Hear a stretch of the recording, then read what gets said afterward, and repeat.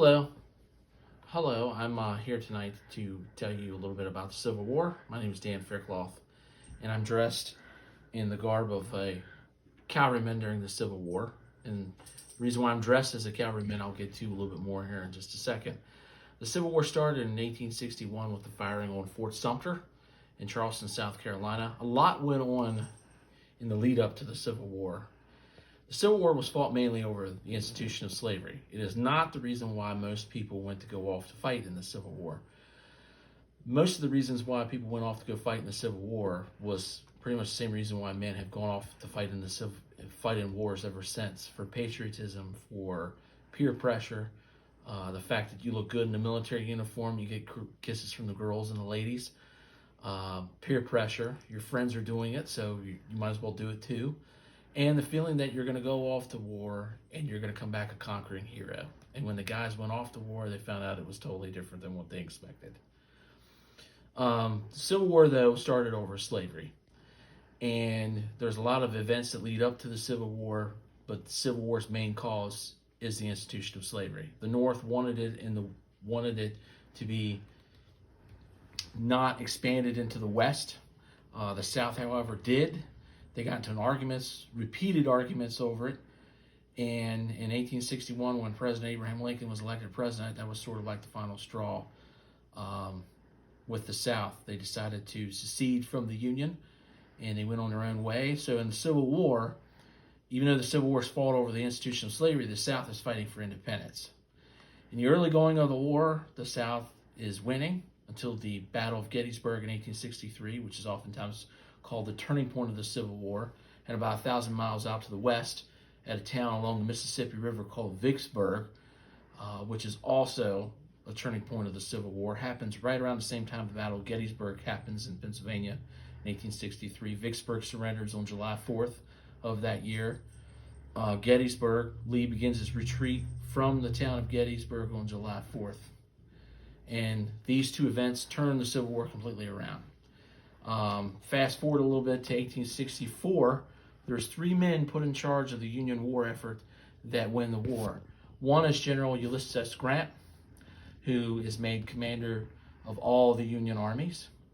Another one is William T. Sherman, whose goal was to capture the city of Atlanta, which he does in September of 1864. And a third one is General Phil Sheridan, this man right here. Phil Sheridan will be the Union commander at three pinnacle battles fought in our local area in the Shenandoah Valley. One is the Third Battle of Winchester in September of 1864. Another one at Fisher's Hill later on in October.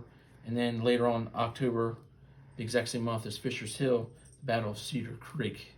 These three battles turn the war around in the Shenandoah Valley. Shenandoah Valley was very, very important to the South in terms of food. It was the main producer of food for Robert E. Lee's army, which at that time was defending Richmond against General Ulysses S. Grant. The Confederate army that was put in charge of defending the Shenandoah Valley and keeping that food supply open was led by General Jubal Early, this gentleman right here that I'm pointing to. So at the Battle of Third Winchester, it's Phil Sheridan and the Union Army versus Jubal Early and the Confederate Army. Now, this battle is very important to me personally because I had an ancestor that fought. I had two ancestors, really, that fought in that battle on opposite sides. That's the reason why a lot of times they say the Civil War is brother versus brother, friend versus friend, family member versus family member.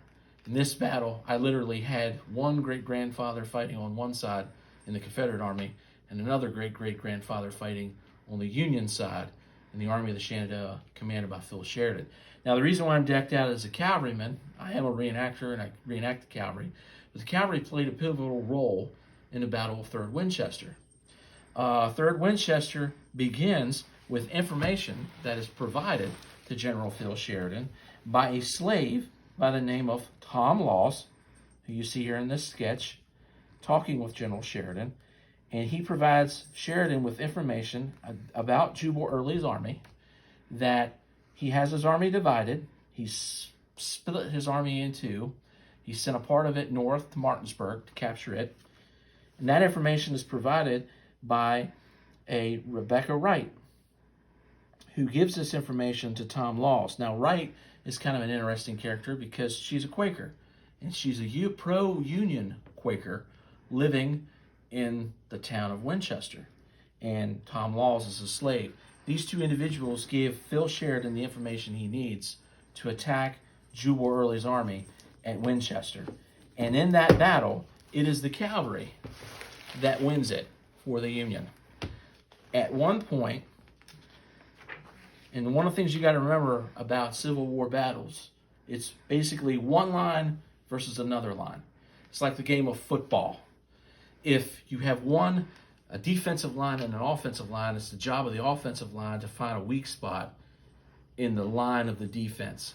So that's what Sheridan's trying to do. So he finds a weak spot on the end. And at the end, it is two groups of soldiers that break open the end of Jubal Early's line at the Battle of 3rd Winchester. It's Union soldiers led by General George Crook, who you see here in this sketch. There's Crook here on horseback talking with Sheridan. Sheridan gives his men orders. Now, in Crook's command is my great-great-grandfather, who fought on the Union side. And so they launch an attack on the end of the Confederate line, also called the flank, and they roll that end of the line up. And on that end, attacking with George Crook's command, is Union cavalry that you see here charging an earthen fort at the Battle of 3rd Winchester. It's the cavalry led by future glory boy George Armstrong Custer and George Crook's infantry that win the day at the Battle of 3rd Winchester. 3rd Winchester is a very important battle because it sets the stage for Sheridan's future operations in the Shenandoah, where he will go down through the valley burning everything within his path. Because by this time, Generals Ulysses S. Grant, William Sherman out west of the Appalachian Mountains, and General Phil Sheridan are practicing something called total war, where you go after everything of the South. And it brought the war to conclusion in April of 1865 at the Battle of Appomattox, where Lee, of course, surrenders to General Ulysses S. Grant. That surrender was made possible by the victories that were scored by General Phil Sheridan here in the Shenandoah Valley. So thank you for watching, and I hope you learned something.